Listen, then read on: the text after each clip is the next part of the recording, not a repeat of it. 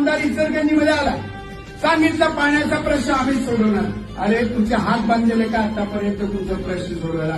तुम्ही पण आमदार आहात. आमच्या नगरसेवकांनी, बऱ्याच नगरसेवकांनी तुम्हाला विधान परिषदचा आमदार करत असताना आमच्या लोकांनी मतदान केलंय की नाही? आता केलंय.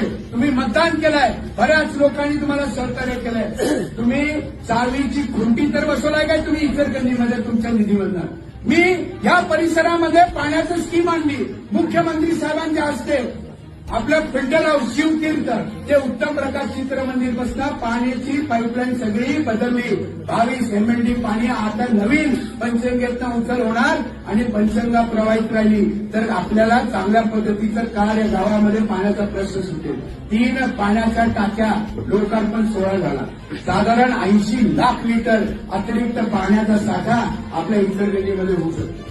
हे काम आम्ही या ठिकाणी करतोय. विरोधकांच्याकडे अजेंडा नाही, त्यांचं चिन्ह घोटावं लागतं.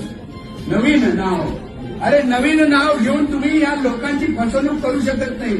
एखादा लांडगा वाघाचं कातडं घातला तर तो वाघ होत नाही, अशी परिस्थिती त्यांची त्या ठिकाणी झाल्या. आता आम्ही चांगलं काम विकासाची मुद्दा घेऊन करतोय.